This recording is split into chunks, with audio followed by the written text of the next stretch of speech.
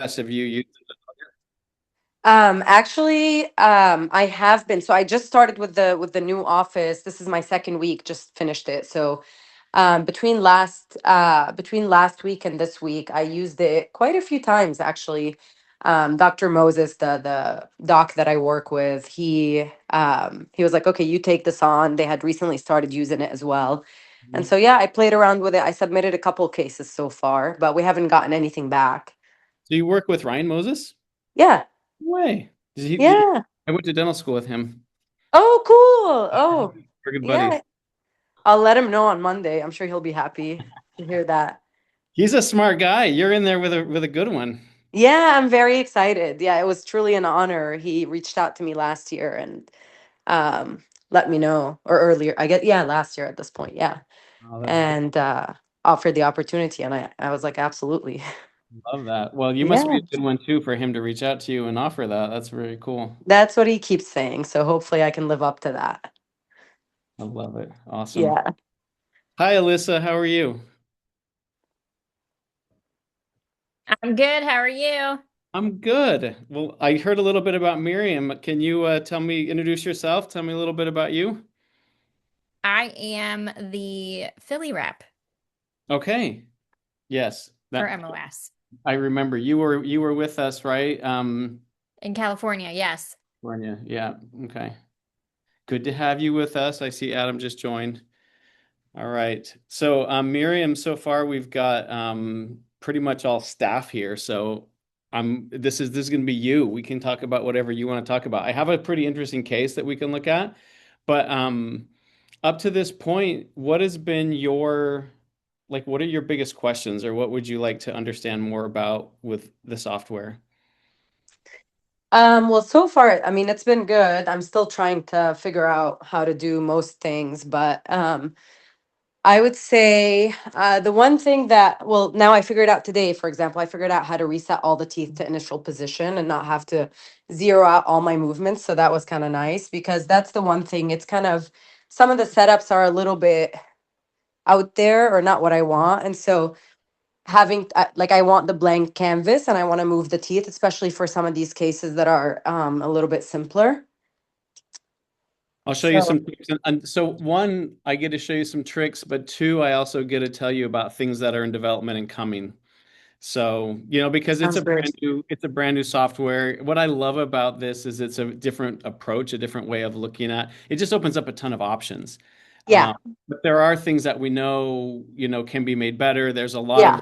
I mean, basically everything that can be made better we have on a list. It's just a matter of like how and when does it all. Integrating it. Yeah. No, yeah. And I can see the potential. I mean, it's great so far, but yeah, a few things like that, I would say. Okay, so yeah, I can show you that kind of stuff. I picked a case that's not just a super simple, straightforward case, but what's fun is we're going to look at it as a complex case and as a simple case and kind of talk about both things. So besides that, is there any other particular, like I'll go through all the features, but is there any particular part of it or something that you wish it was doing that maybe it is, but you just didn't realize?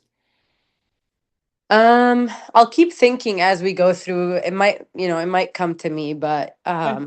yeah, Why don't we just jump in and look at a case, and that'll probably be a nice platform for you to be able to just ask questions as we go through and go, oh yeah, what about this and what about that? Does that sound good?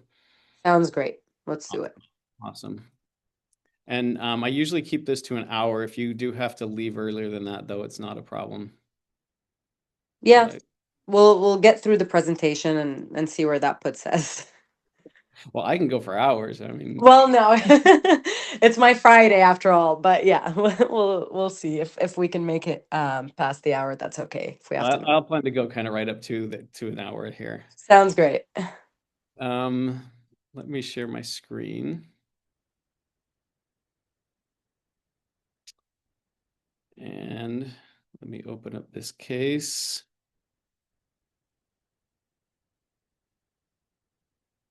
All right. So this is a case that was shared with me, and I'm always helping people with their cases. In fact, if you have a specific case that you want to just jump on a quick call and take a look at or something, I'm on this WhatsApp group, and you can always just hit me up on WhatsApp and I can help you out with something.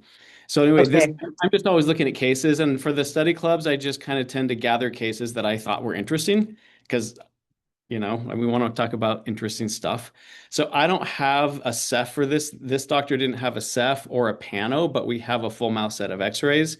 So that's what I'm working with. But let me just go ahead and open up. And normally here, you know how to do the like starting the case, attaching the data, because that's already been done in this case. So I'm just going to basically take the case because I don't have the STL file for this case. So I have to start it inside of the MOS app because that was the file Oh, that. got it. Okay. Yeah.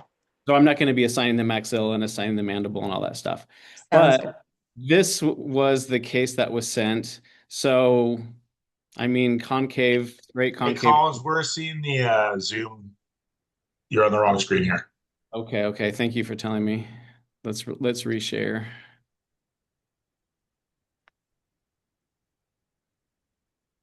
There Now you you go. okay. Yep. Thanks. All right. Yes, so here's the patient, about a 50-year-old male patient with kind of a straight concave profile, a little bit under supported lips. Um, I don't have the Ceph, but he looks a little brachycephalic. What do you think? Yeah, I would agree. It does look a little low angle. Okay. So the other thing interesting that I saw on the records was just the fact that his midline looks pretty significantly off to his left side. It's not really a chief complaint. His biggest complaint is just his teeth are a little crowded in the front and he wants to make them look a little bit better. He's actually not that interested in he's like a definite no to braces. He's not that interested in complicated or long treatment. He really just wanted a short little make my teeth look a little bit better in the front. So that's what we're dealing with. So I think it's fun to look at this case as if like, okay, put no restrictions on us. Let's just say we're just talking about the case. And sorry, I'm also admitting people here as they're joining. Miles, if you see somebody else that's waiting, are you able to see that too, or is it just me? Looks like it's just you. Okay, I'll have to just keep an eye on it here. Uh, Welcome, Pearson. Pearson's another one of my buddies practicing in San Clemente. Good to have you with us. So anyhow, he's got a midline shifted pretty significantly, but again, not into a lot of treatment. This is the radiographs. I don't have the Ceph or Pan. This is what we have to work with. So I didn't see anything real remarkable um, from these radiographs, except obviously we've got two crowns and some root canals up here on the upper left. All right, so let's go back to the very beginning. When you initially start out your case, you end up here. And sometimes if you're importing the scan from another scanner, you might end up looking like this. So this may be how the case pops in when you first assign the data. If it's on a Medit scanner, it will usually come in looking like this. So at this point, all I'm usually looking for is just, is there anything that, could end up throwing off? And usually stuff like this little fin back here, it wouldn't, but to be safe, sometimes I just go ahead and trim off things that aren't really necessary that could throw off the algorithms. So as long as your scans look something like this, it's totally fine if you have the whole entire palette. But if there's something that's extending like beyond the occlusal plane, sometimes it's nice to just trim that off so it doesn't get in the way of and this tool, this trim tool is used across all of Medit's apps. So it's not unique to this one. And it did take me a minute to learn how to use this because I'm used to most programs only being either a right click or a left click. But in this one, I have to click left and right at the same time to be able to rotate this. If I do a left click, it uses this little tool, which at first I'm like, how do I let go of this thing? And you have to do a right click to basically close your selection. That's definitely me right now. So every time you get in here, just realize that like a right click and every mouse is a little bit different. So whenever I grab a new mouse, I have to figure out how it's set up. But just go whatever I want to do. I know I should be able to pan like this. I should be able to rotate, and I should be able to use this little tool that it defaults to select something. And so I have to figure out which of the three options, left, right, or both, is the one that gives me what I want. And then with the little tool, what you realize is the very first place you click is kind of like a starting spot. And I like to click and hold. And while I'm holding that left click, I drag it around anything that I want to delete. And you can almost circle back around. See how it kind of closes that loop?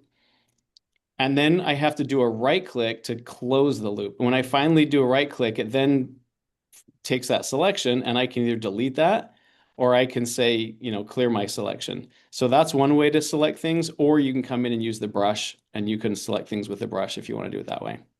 But just, this is one of those tools that I struggled with at first and took me a minute to figure out. Then this one right here, usually the AI is going to attempt to place your mandible onto this occlusal table. And the purpose of this is because it's going to align everything to this occlusal plane. So everything that's penetrating through this is going to get intruded. Everything that's below it is going to get extruded until everything's level there. So you have complete control over this. And sometimes when it comes in, you don't like the way it looks, or it might even come in looking side by side like this.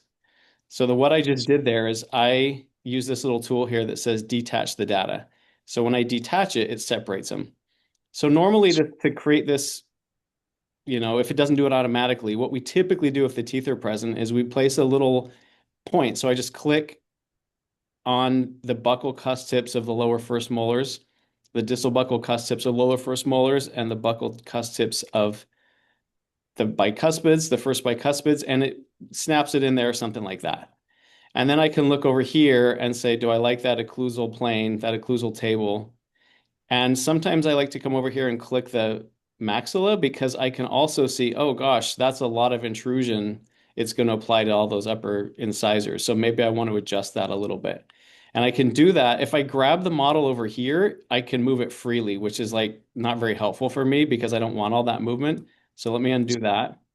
I like to come over here where each different movement is kind of singled out.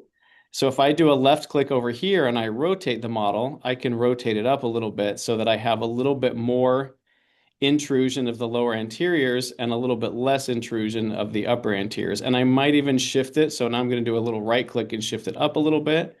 And I can kind of set what I want so that I can look at it and go, I mean, theoretically, I'm not going to be able to intrude all of those lower teeth together. So that's not really going to happen.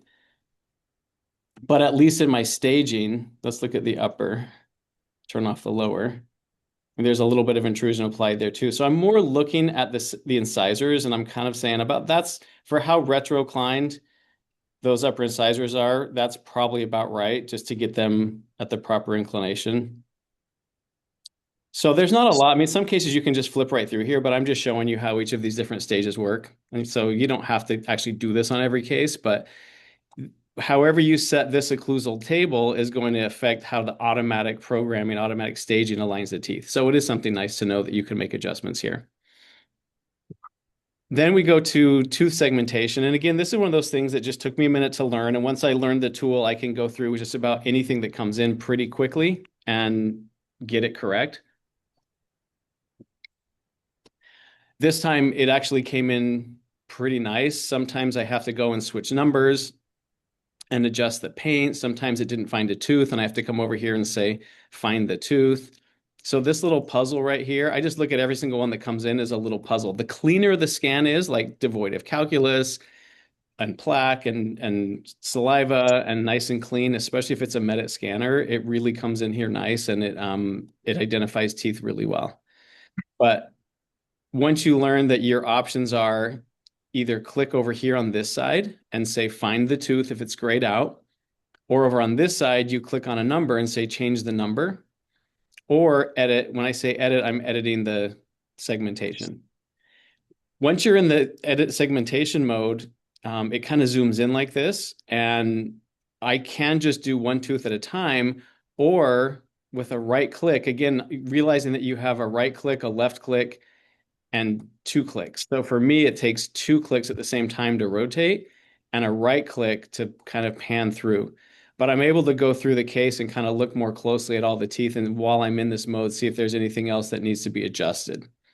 But again, that kind of took me a minute to figure out how to do this one because I wasn't used to using two fingers at the same time on my mouse. So anywhere where I see something like this, and the kind of paint or the segmentation spills over onto the gum tissue, usually the easiest thing to do is to first just hit erase all, just clear the whole tooth. And using this little automatic tooth finding wizard, you just come back and click on the tooth and you can see how usually that will take care of it. But if it keeps wanting to select part of the gum, maybe because there's not clear delineation between the tooth and the gum, that's when I come over and get the little erase tooth paintbrush and just erase whatever needs to be erased. You don't need to come fill in every single little bit of detail, like in between the teeth. But if you see something like this on 4-1, where you can see that the part of the calculus bridge that's between the teeth is selected as tooth, that's going to affect the tooth alignment. So I will go in and kind of erase out of there something where it's right on the calculus. Because if it's on gum tissue or something that's not tooth, then the software treats that as if it were actual tooth structure and tries to plan around that as if it was tooth structure. So I am kind of looking for anything that's outside of, like sometimes you'll see a little section that's highlighted right on the gum or something like that. And so this is kind of an important step just to make sure. And if I ever see anything weird in the simulation, like that's really weird that it did that to that tooth, or that tooth is anything weird initially, I usually come back here and check. And usually it's because I missed something in this segmentation step. Do you have any questions about this step? Sorry, it wasn't allowing me. No, no questions. I actually figured out most of those features except for the panning. Okay. Yeah, I really like that I can go through instead of exiting, going back in, kind of pan through the arch. But yeah, and I didn't realize how much in detail I have to kind of go clean up, but that makes sense. It's because this is the lab work part, you know. Yeah. So Yeah, yeah, yeah. whatever is identified as the tooth, that's what it's moving. And if you don't identify it as the tooth, it's, you know, so the little in between parts, this software will render those in between parts, which happens in every aligner company, right? It has to kind of Right. that in between the interproximal space. So you don't have to go in and paint that exactly, but you just don't want to make sure that there's a lot missing or a lot overdone on each tooth so that it's as exact as you can get it. And you can train a staff member to do this part and get really good at this part. And then, sometimes there's certain teeth missing, and so the tooth numbering will be off. Like I think when I looked at this case before, this tooth right here was the 7, and everything was off. So it was kind of like if I did this, for example, let's see, how would I pull everything over? If I said that this was the 5, and then I go back and name this one let's see, how was it? It was messed up something like this, right? And the thing is you can go through and change every single tooth number, or you can look at it and go, which is the tooth where if I change that number, it's going to pull the neighboring number over. And when it does that, like dominoes, it makes everything else have to fall. So I usually look for change the tooth number that's going to have to borrow from its neighbor, and then it will pull everything over and everything re-numbers on its own, except for that one, because that one didn't get pulled. So sometimes if you find yourself clicking on every tooth to change the number, just realize that there was probably a different spot where you could have clicked and it would have changed everything for you. All right. And then here, we'll come back and look at this again, where like if we have a missing tooth and we want to do a restoration, you can put that in here, or planned prosthesis is how we would identify that. So if there was a missing tooth, I could say like this 3-7 planned prosthesis, and then it's going to include that tooth in there. Right now, the software doesn't have Pontics in the aligner staging, though that feature will be coming out, I think June. It'll be Pontics and eruption bubbles. Right now, if you have a space between teeth, it puts a little interdental bridge, but it doesn't put a Pontic. Like if you need an aesthetic Pontic for an upper lateral or something, and right now it just puts a bridge between there, like a bar in between the two. All right.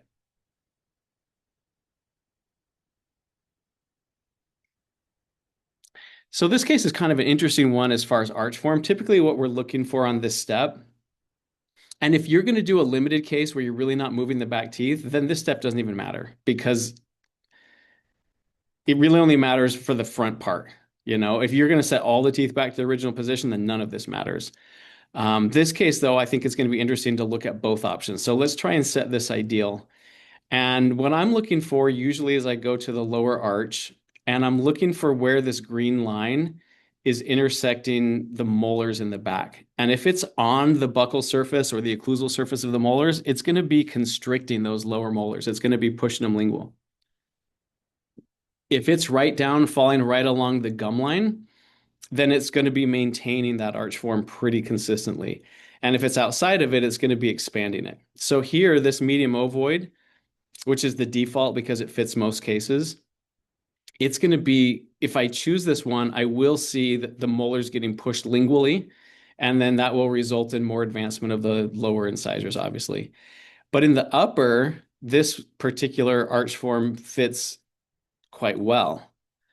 And whenever you see that, it's nice because that's revealing to you that there is a transverse discrepancy between the two. So if I was to pick the better shape for the lower, let's kind of scroll down and say non-extract ovoid 2. You can see how that's hitting the lower sixes right about at that gingival level. That's going to not constrict those. That's going to maintain this dimension, this transverse dimension. But if I go to the exact same one and pick the matching one in the upper, that's going to be expanding those molars out.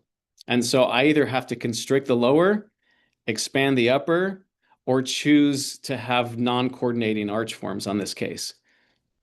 Because the overjet, the horizontal overjet is a little bit constricted here. How's it going, Daniel? Let me see if there's anybody else in here that Nice to see you guys. How are you? I'm well. Thanks for joining us. Oh, my pleasure. Sorry I'm a little late, guys. We'll take you whenever we get you. My pleasure. Great to see everybody. All right. So I'm going to, just for the sake of simplicity for this case, the other thing is we did look at this gentleman's midline, and it's off significantly, you know, so to his left. So his actual facial midline is somewhere on the mesial third of that 1-1. So when I'm looking here, I may go ahead and shift this over towards kind of the center of the actual arch form rather than the dental midline. And I'm going to pick the arch form that actually is not expanding because he's pretty concave, straight, under supported in his lip. So I really don't want to expand the upper. So I'm choosing that medium ovoid in the upper. And you can see now where it touches the canines. This is a little bit, see when I had it over here, where the dental midline is, and I try to rotate this arch form so where it's hitting the molars equally, look at how different it is on the canines. So it's going to be expanding this canine out, and it's not going to be expanding this one. So that's telling me that I have this problem with, you know, there's asymmetry in this upper arch. So if I place the middle of the arch form kind of more where his facial midline is here, and then come back here and rotate this out so that it hits the molars in about the same spot. Now you see how it's a little bit more even between the canines. Okay, so that's what I'm actually going to do here. And so you can see when you do that, when you slide this little slider, that there is some molar asymmetry in this case, in the upper arch. So why don't I just start with these not matching? So I have a constricted, I mean, it's the arch form that's maintaining the upper and maintaining the lower. So I'm not constricting or expanding either one. Then when it automatically identifies the occlusion, you know, it's basically a class 1 occlusion on the patient's left side.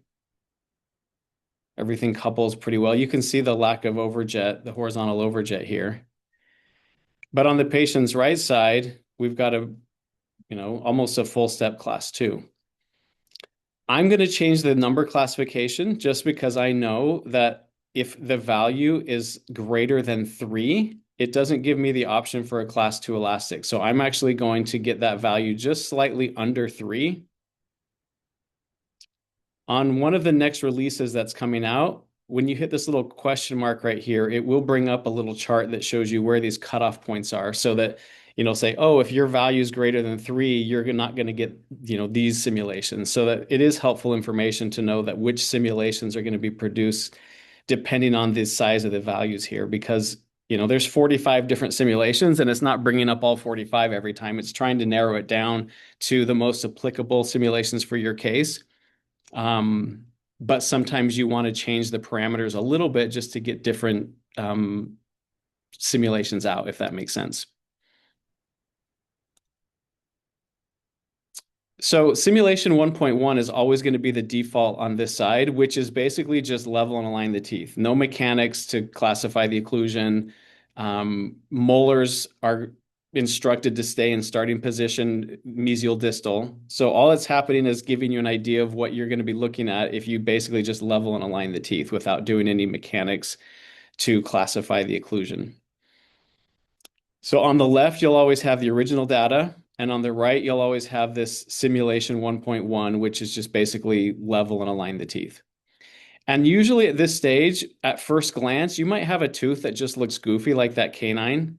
And what's happening is, depending on the patient's anatomy, sometimes they have irregular wear facets, or it's just a weird shaped tooth. This is where the program has a hard time identifying the tooth anatomy. So if you have an upper front tooth that's sideways, or maybe that lower incisor that doesn't look very well lined up, I don't go and detail every tooth out at this point. But just to make it all make sense as I'm kind of looking at it, if I see something that's real off, I'll actually go in here, tooth orientation, click that, and just make a quick little adjustment. What it's revealing here is how it determined the rotation, the inclination, and the angulation of each tooth. So it's kind of showing you the long axis of the tooth. So if I click angulation, I can see when I click on this canine that it really did not identify the long axis of that tooth well, because it's kind of an interesting tooth anatomy. So I can grab these. I usually start with the one on the gingival, and I'm looking with my eye over here, but I'm grabbing over here, and I'm kind of dragging it towards that, the peak of the gingival zenith down here. And then I'll come back and grab the point that's up towards the occlusal and move it back to where that cusp tip should be. Kind of like repositioning a bracket on a case, right? So just saying, oh no, that's not the long axis of the tooth. I would bracket it more like that. But I don't need to go crazy on here. I just look for the ones that really go, that could have been aligned a little bit better. So maybe this one, I need to do this a little bit to get that little diastema that it opened up closed. But I have control over all this later, so I don't really need to spend too much time doing it now. But this is how this tool works. It's a little bit counterintuitive, especially when you get to doing rotations and stuff like that. So some of this stuff is easier to do when you get to that aligner output mode, where it's kind of tools that we're more used to seeing. Okay, so you can see when I go and do that, you can see how that changes the way, for example, that canine got aligned. See how it's aligned much better now because I just changed the long axis of the tooth. Okay, so if you see something that's real off, the other thing I'm seeing on this is I'm seeing a lot of lingual root torque being applied to those upper incisors. And there's a couple of different reasons. One is this may be an ideal inclination. Now, if we have a Ceph that's included in the software, and there's a width value that's, either large in the class 2 category or large in the class 3 category, it will automatically apply some dental compensation to the inclinations of the incisors. But since we don't have a Ceph, if we wanted to, we could actually choose some dental compensation. So if I want to look at this and go, oh, I'm looking at A point here and B point here, this looks like a skeletal class 2. And if I want to go and choose some dental compensation, if you watch over here, when I confirm that, watch how it recalculates and kind of has a little bit more retroclined upper incisor and a little bit more proclined lower incisor. So that's one thing that you can look at, is this dental compensation button. Or sometimes the question could be, and again, I can always fix it later in that output, but just so you're aware, sometimes it always doesn't get the long axis right as far as inclination goes. So if I look at those upper incisors and I go to this button that says inclination, and sometimes it looks like it's like that, just simply centering that will help that tooth not be quite as flared. So there's a good example of one that's a little bit off-centered. So when I bring that in and center it, when I come back and look at those two incisors, you might notice that they're a little bit better aligned. They're not quite so flared. So anyway, I have to decide how I want to treat this case, right? We obviously have class 2. And so, for me, kind of the obvious first one is go, oh, well, just apply some class 2 elastics on the one side. Let's see if we can classify that side. So you can see that I have different choices down here. I'm going to skip past the limited ones where it's just anterior only. And the first one that pops up is 2.1, which is non-extraction, arch form to maintain, class 2 elastics. And you can see that if I apply class 2 elastics here, it's going to advance the side that I had indicated had a class 2. And you can look at that and go, okay, yeah, so it's improving the class 2 on that right side. It's advancing the lowers and improving the overjet. I could go increase that value and see if I can get it to advance a little bit further. But if I get over 3, so if I come back here and I go and make that value bigger than 3 and come back, you might find that that solution is gone. Let's have a look. So when I come back in here and look, I no longer see 2.1 because that's a long ways to move the teeth with just a class 2 elastic. So now I have 2.6, which is my only non-extraction option, which would be combination of distalization in the upper and advancement in the lower. Okay, so now it's classified the occlusion on that side and kind of messed up my front tooth. We actually realized that there was a little programming error there. So that little fact that that tooth got thrown off of its alignment, that's going to be fixed here shortly. But you could look at that and say, okay, well, that's one way that I could treat this case, is I could try to distalize on the upper right side and advance on the lower right side and see if I can get something that ends up working out for this patient. I like to look at the midline and go, where's my midline going here? So using this little superimposition tool,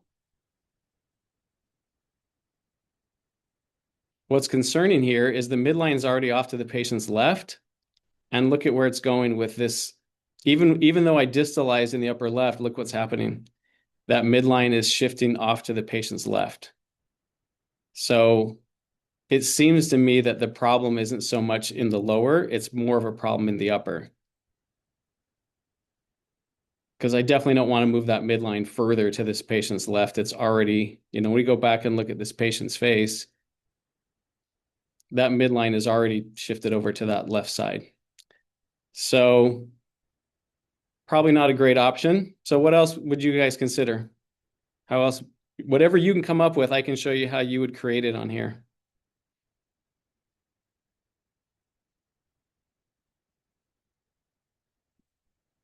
Come on, it's a study club. It's not a lecture.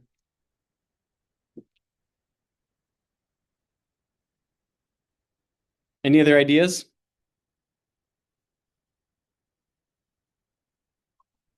Everybody's muted. Nobody wants to get off of mute.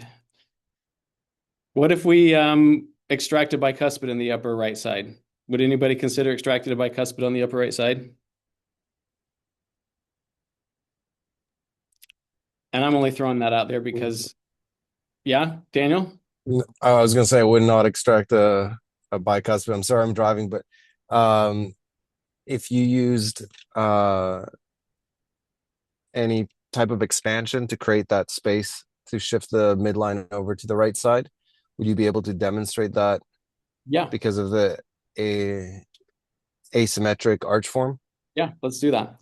Let me first just really quickly show you how easy it would be to say, let's get rid of 1.5 right here. If I wanted to just entertain the idea of getting rid of 1.5, all I have to do is switch back over here to tooth identification, go to 1.5 and click planned extraction. Click back over here. Now we're going to be looking more at simulation 1.1. And there's what it would look like if we extracted 1.5. So you can see how quick and easy it is if you have like, I wonder if I did this, I wonder if I did that. I want to talk to the patient about some different options. That's how easy it is to just quickly go and look at that option of extracting a bicuspid on the patient's upper right side. But let's go back and do what Dan suggested. Let's put that tooth back. So I'm going to go back over here to tooth identification and clear that. To clear it, it's really hidden. See these little this information right here. It says to change the info, it's a right click, and to cancel the information, to change is a left click and to cancel is a right. So if I go right click on that, it clears it. So it cancels the information I put in. I'll click back over here. So I would want to go to do what Daniel suggested. I would want to go to the aligner output and start to custom move some things. Now, what is coming and the next release is going to be the ability to asymmetrically change the arch form. And currently that option is not available. It's in beta and I've played with it. I'm just going to right now really quick show you how we come down here to treatment refinement, click this treatment refinement tool. This is like doctor modification tool. And first I'm just going to get rid of all of those attachments so that they're not bothering us. So I'm going to click on edit auxiliaries and this little trash can and throw all of those away for the moment. And let's just see how we could custom move some things here, because when I click on arch form currently with the software, you can see that I have symmetrical expansion, but I don't have asymmetrical expansion. With the beta version that I'm using right now, there are points along here where I can asymmetrically expand one side or one portion of the arch form. So that is coming in the next release. But if we go back to the actual teeth, okay, one thing that I can do is just by turning on the upper arch only, and pull it up here, it's pretty easy to just go and freehand stuff. So if I want to take this molar, for example, and say, one, I don't like how it did the rotation. So I'm selecting the rotation movement and I'm fixing the rotation quickly. And then I can just grab this little freehand tool right here, and I can just move this tooth out to the buccal on this side. So let's move it out here. Let's move all of these out. And in a minute, we'll pull up the lower arch so we can see where this is in relation to the lower arch. But if I do that, and then I close up these spaces, that's going to start already shifting things over here. And I would probably look at this case too and say, you know what? I have a gigantic crown right here. You can see how much mesial anatomy there is on that crown. And especially this crown on the 1-4 is really oversized compared to this other bicuspid. There's a chance we could go and do a decent amount of IPR on this side. So if I want to, in addition to changing the arch form a little bit, go in and throw some IPR on this side. So maybe on the mesial of that 6, and then on the mesial and distal of this 4, we could go in there and do some aggressive IPR on these crowns.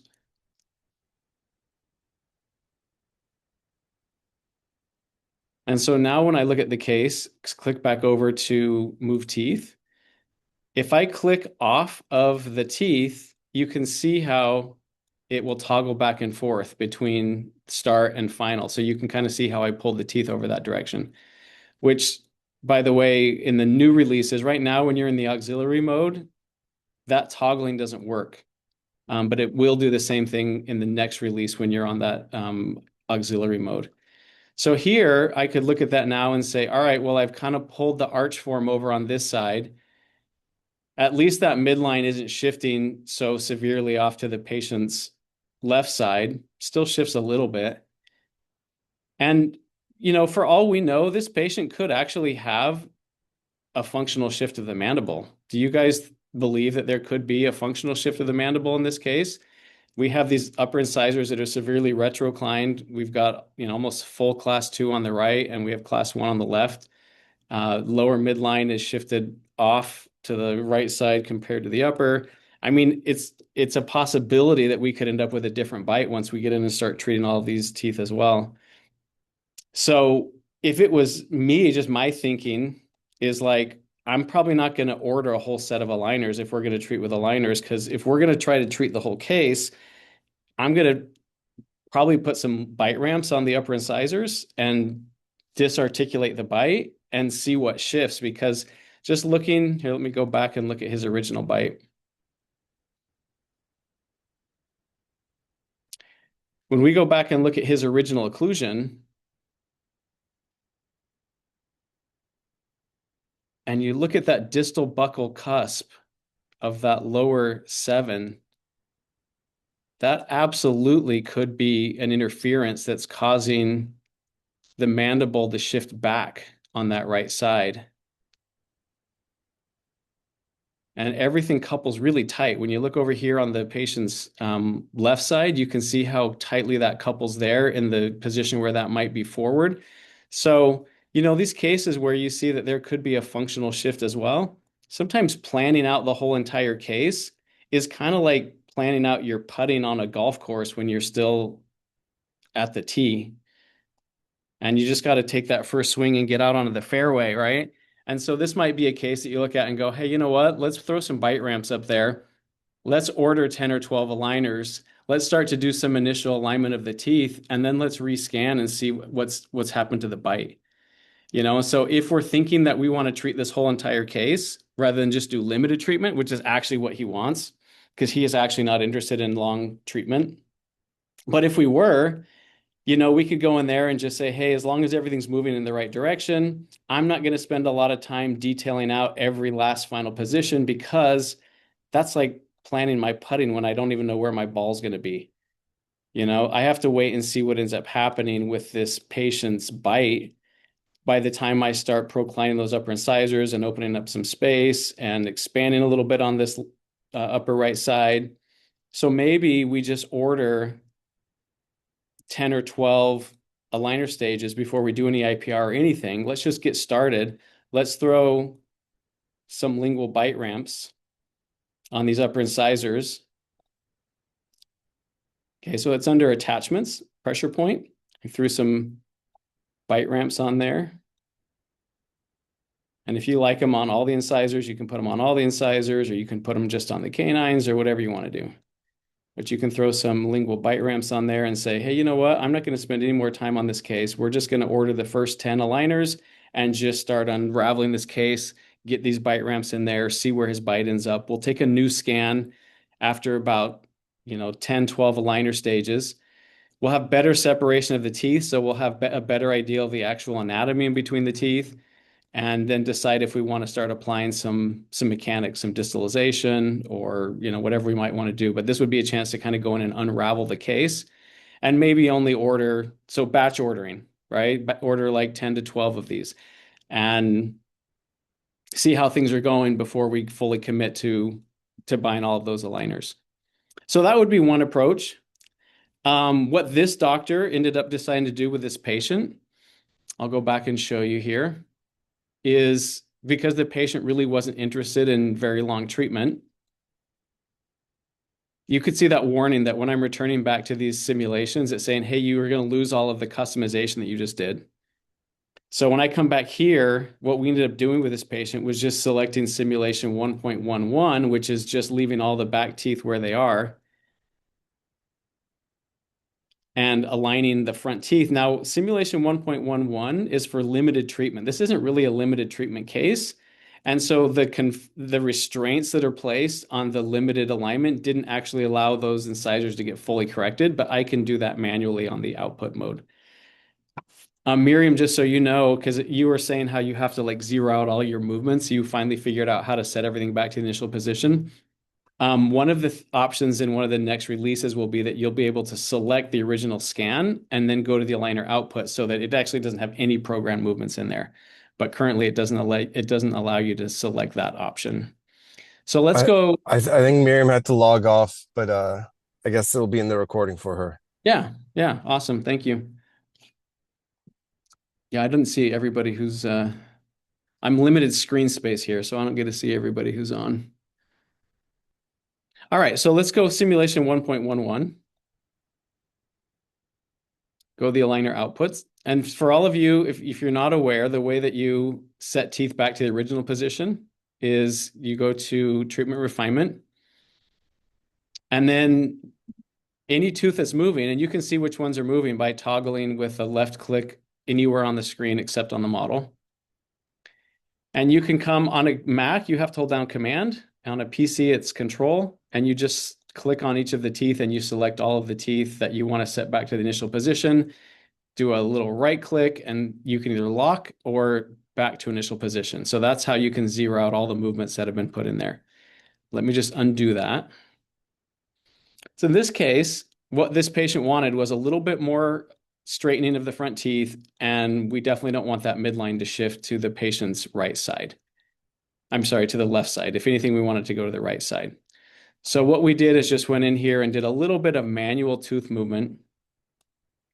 Okay, so on these upper incisors, you can grab them both at the same time, and we can click this button here, which kind of locks the tooth down at the apex so that we can deliver some labial crown torque.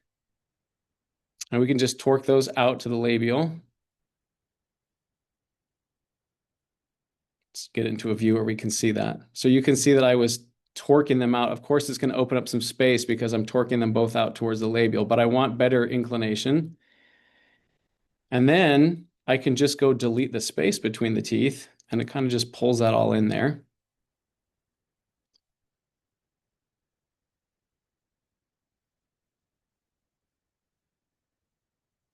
And I'm going to go back over here and add some IPR because I do think we want some IPR on this side to shift this midline over. And then we'll play with the front tooth alignment a little bit further.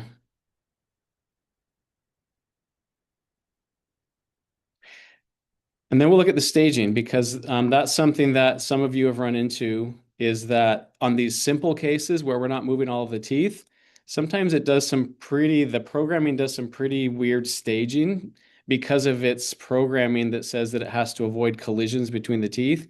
And so we're going to have the option in one of these, literally, I think in 2 or 3 weeks, by the end of this month, you'll have the option to go from the kind of optimized staging where it's trying to create space between the teeth and not bang into each other. You'll be able to select another option, or if you chose a limited treatment option, to immediately go to this just linear movement where it just goes from the start to final position so that you don't get funky movements and more aligners than you wanted. So that's going to be available real soon. On this case, though, I'm just going to do exactly what we talked about. I'm going to take these teeth here and just move them out to the buccal a little bit. So I'm going to click this buccal lingual movement tool and just move those out to the buccal a little bit. And then I'm going to do free movement and grab these front teeth and bring them back in a little bit. Let's fix that rotation a little bit. And let's see how much we can get. Well, I didn't mean to do that. Let's see how much we can get this midline to shift over here for us.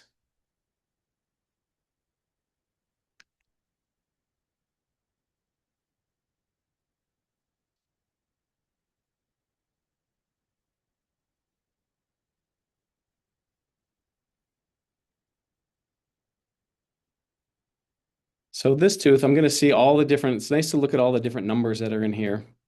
It's got a lot of angulation change, and it's got some rotation and some labial torque in there. So when I see this, to me, that root looks too far to the lingual. So you can lock the incisal edge down right here, and then come and click your inclination change and watch how the root either moves to the lingual or moves to the labial when you start pushing this. And so I can kind of go, I like the incisal edge position, but I don't like the root. So I can go in there and just change that.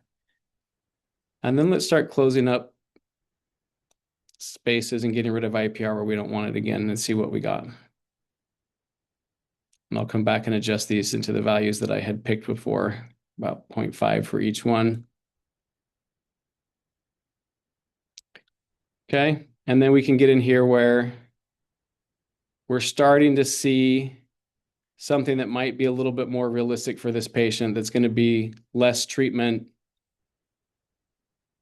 a little bit more, just more focused on the anterior teeth, and doing some asymmetrical IPR. And if we come and look at the staging, oh, I forgot to delete the attachments on this one when we came back. Let's get rid of those so they're not distracting us.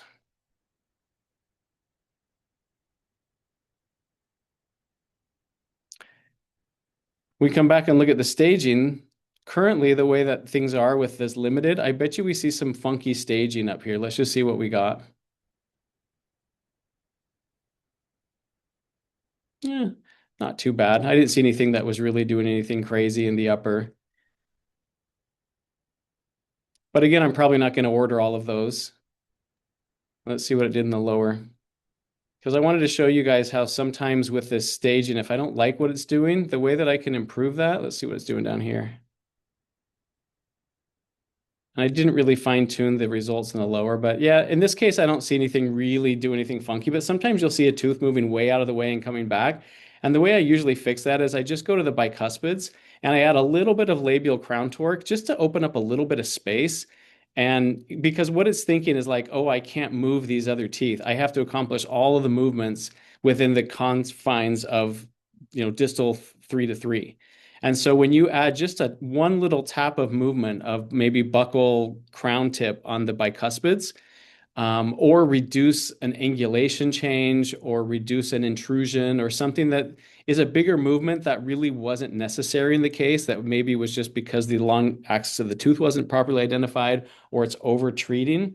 If you can reduce those values a little bit and then go restage it, oftentimes you'll see much better staging and fewer aligners because you allowed it room to breathe and move a little bit more of the teeth to accomplish the movements instead of constraining it to just 3 to 3.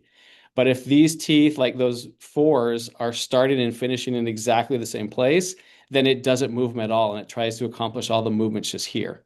And once you just give a little breath of movement on those bicuspids, then all of a sudden the staging, it spreads it out a little bit better, and I'm usually happier with the way that it staged it. Let me show you the one that I actually, kind of like when you do a cooking show and then you pull the one out of the oven that you've already made, right? Let me close this one. And let me open the one after I played with it for a little bit, which is a little bit harder to do live while you're talking. Just to show you what we ended up doing with this case. And then love to just kind of answer some questions for you guys and things that you see that you're curious about, maybe what might be coming, because there are a lot of cool features that are right around the corner, or how do we deal with some of the things that we've got going on right now. So you can see when I open it brand new, it comes to this stage. And if I've done work already on this setup, I have to click the output overview button here to take me to that aligner staging so I don't lose any of the work that I did. So what this patient ended up choosing and what we went with, because the patient really didn't want braces, didn't want involved treatment, is you can see, looking at it from the side view here, that the posterior teeth on the left side are basically not moving at all. It's just an anterior alignment. The midline, if you watch the patient's upper midline, the midline is shifting a little bit to the patient's right side, not significantly, but a little bit to the patient's right side. So we're not making it worse, we're improving it a little bit.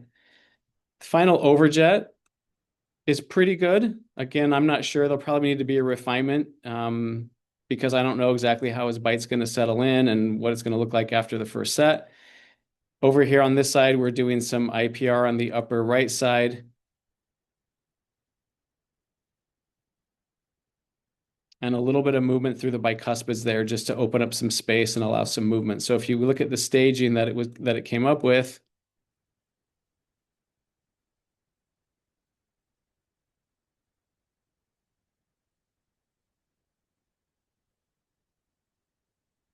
it doesn't look like anything that I'm horribly offended by. I like the spaces being created between the teeth to make sure that the movements happen well.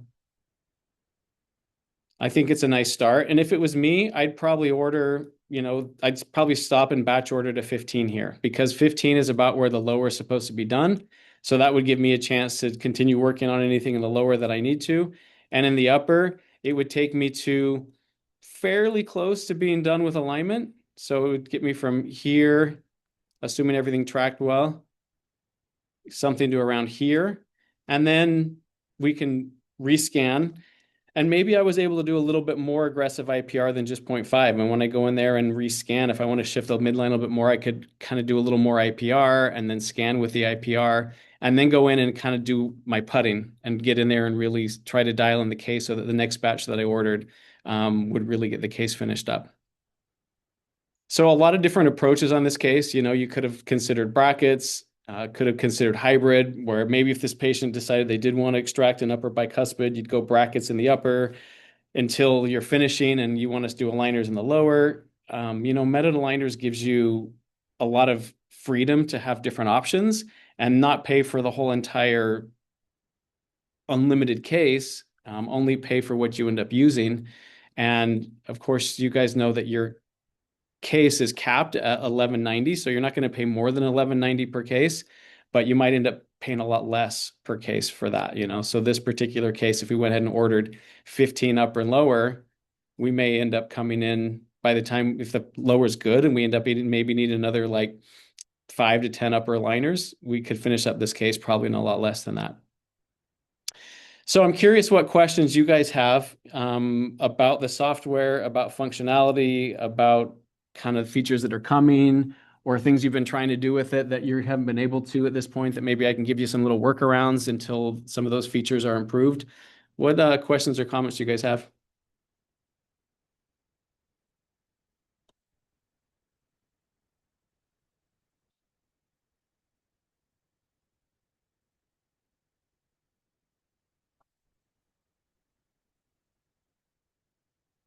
Daniel, you might be the only orthodontist left on here. Looks like That's hilarious. I mean, everything. for me, I really enjoyed this. It was a great job. I need to start doing some cases, and then I'm sure I'll have some more questions. Um, the unilateral expansion is great. No one has it, or none that I've seen. So I Yeah, and I feel mean, like this is a one-on-one mentorship here. yeah, I mean the unilateral expansion again, it'll be a lot nicer when we get that next version that has those individual points. So when you go and pull up this arch form and you're able to go actually hit different points along here and move each point out wherever you want it, that's a little bit easier than grabbing individual teeth and moving them. But it's still not that difficult to just say, hey, I want this tooth out here Group movement. Yeah, exactly. and just push it out there where you want it and say, I want to push this tooth out a little bit further over here. And once you've done that, it always creates space in IPR, but then all you do is just go delete that space and it sucks everything over to that direction. Yeah, that's great.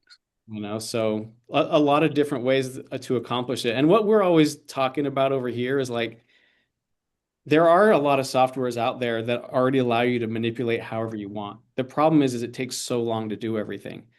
Right. So we're trying to figure out the balance between keep it fast, automated, and simple, but also give you enough controls that you can do whatever you need to do or want to do.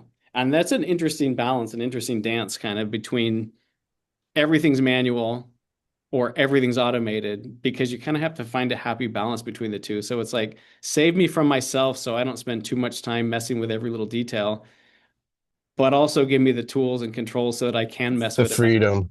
Right. it. Yeah. Yeah. So I mean, we're going to try to keep this to an hour, so I've only got a couple minutes left, but like any other thoughts or questions or just thoughts as you were watching me play with this? No, I like the simplicity. How often we talk to patients about different options we have, whether we want to proceed with an extraction or expansion or this, that, the other, and to be able to do that with a click of a button for us to determine what's the best course.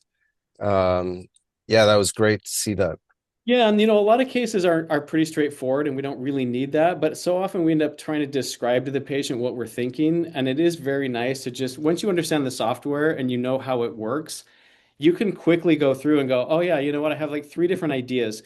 Two of them are the automated results where I'm like, well, here's the automated results are like upper and lower fours, different levels of anchorage with the upper and lower fours, but like kind of your more common things. But when you get a case like this where you've got asymmetry, possibly a functional shift, just stuff that's outside the ordinary, then all of a sudden you kind of have to get into this custom sandbox where you're playing with whatever idea you can come up with. And sometimes it's unilateral extraction or unilateral IPR or unilateral molar movement.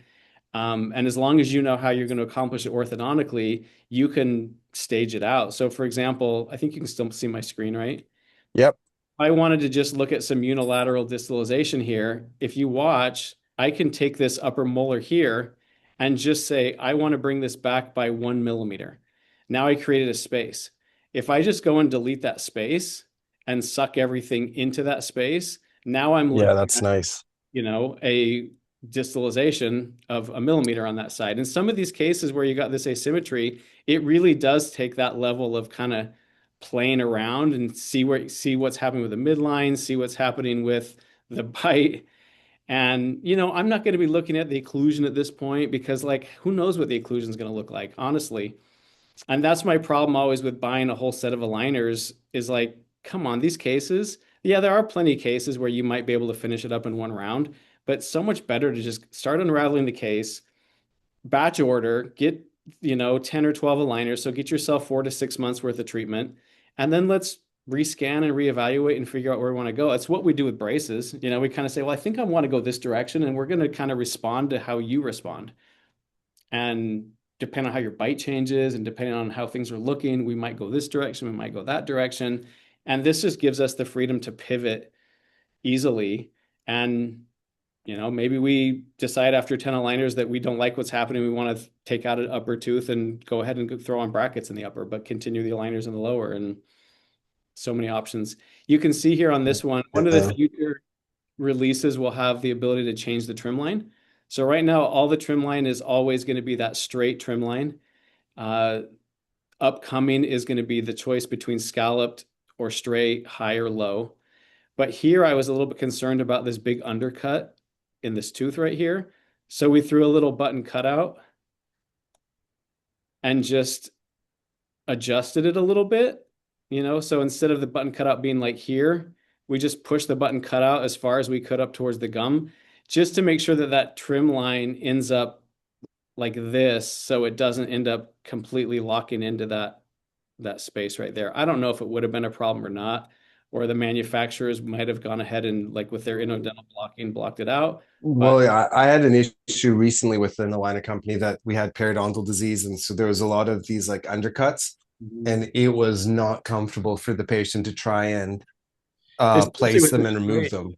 Yeah, if you have that straight trim line and there's no, like right now, I know what's happening is that they do have, you know, our manufacturer on a case like this, it's supposed to be recognizing these interdental spaces and automatically adding the block to us, but I'm not able to visualize it. And so when they give us the Pontics and the eruption bubble feature, they'll also give us the ability to visualize the interdental blocking that's happening so that we could adjust it if we needed to maybe fill in a spot that needs a little bit more blocking. That'll be kind of a nice, because you're right, it's awful. You get a straight trim line on a patient that's got some periodontal and you're like, oh yeah, that's not feeling good at all. Yeah. Quick question for you. Have you ever had a chance to play around with ModJaw at all? Or combine ModJaw with this? Tell me about that. So ModJaw essentially is a digital tracker or digital articulator. And so you're able to take the STL file, take the CBCT, and then track their movements. And so you can see, like when you were talking about if there's a possible interference that's causing that the shift in the bite, you'd be able to track it. Again, I have it in one of the offices. I've started doing it on a few patients, but I haven't been able to quite integrate it, let alone understand really what I'm looking at from like the movements of like, you know, protrusion and excursions. But it's very early on. Yeah, that's super interesting. I imagine when, like, I know eventually they have planned to get CBCT incorporated into this. And probably when that happens, it'll, you know, I doubt they're going to reinvent everything. It'll probably be working with some other company that's already done it or licensing or something. So it'll be interesting to see what kind of functionality we get. Because I know Medit's already got like an occlusal analysis where you can record video and do all this stuff to try to figure out, you know, how the jaw's moving. And it's kind of fascinating, really. So in that regards, I forgot I don't know if I need to reach out to, is it Sandy or Miles or whoever, because I have that CBCT compression software that could help facilitate the next step to be able to allow Medit to upload CBCTs and integrate them. Yeah, Miles. Miles would be the person to reach out to, right? Yeah. And I know that they have that planned. In fact, at that Medit Rise event that we had, I think that was planned ahead of doing bracket guides. But it sounds like everybody wanted to see it switch. So right now the plan is that like later this year we get bracket guides. So you'll be able to do like same day. It won't be exactly like dibs. It'll be more like a bracket guide, like an implant guide, like a jig you put over the teeth that helps guide each bracket into proper position. So that'll be interesting. Oh, that's very interesting. Yeah. Yeah. But I'll reach out to Miles or maybe tomorrow and see where they are in that progress, because it's really interesting. We're able to reduce the size from like 240 megabytes to 83 megabytes.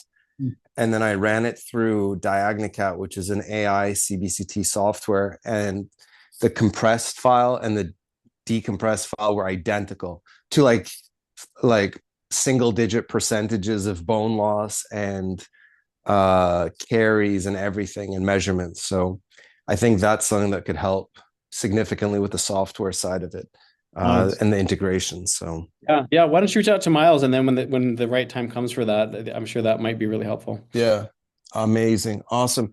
Thanks Thanks again. Yeah. I'm looking at all the other names on the list here. Most of them who are still here are sales reps for Medit aligners in different parts of the country.